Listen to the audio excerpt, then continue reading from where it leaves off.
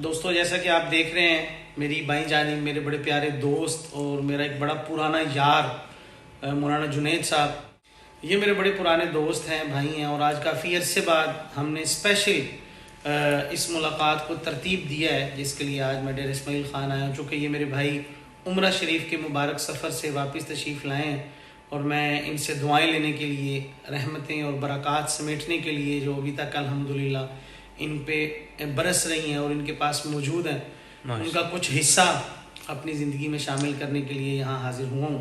मुझे सबसे ज़्यादा खुशी इस बात की हो रही है कि माशाल्लाह मौलाना जुनैद साहब ने ये जो जिसके ऑफिस में हम इस टाइम बैठे हैं, कारवाने जुनैद के हवाले से जो ट्रैवल्स एंड टूर का काम शुरू किया है, मुझे सबसे ज़्यादा खुशी इस बात की हो रही है। और बड़े अहसन तरीके से, अभी थोड़ी देर पहले मैं बातचीत कर रहा था तो बता रहे थे कि मैं अभी तकरीबन 45 बंदों का ग्रुप लेके गया हुआ था और अभी 3 दिन पहले वापस तशरीफ़ लाए हैं। और रमज़ानुल मुबारक में भी इनका एक बड़ा ग्रुप जा रहा है, तकरीबन 150 लोगों का।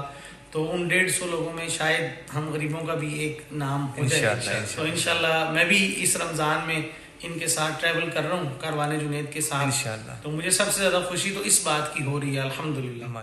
चूँकि हमारा तो पैगाम है, बल्कि कारवाने जुनैद का पैगाम है कि हम जाएंगे महबूब के घर, कैसा लगेगा जानी के मदीने का सफ़र, कैसा लगेगा आका से अकीदत का सफ़र, कैसा लगेगा आका से अकीदत का सफ़र, कैसा लगेगा।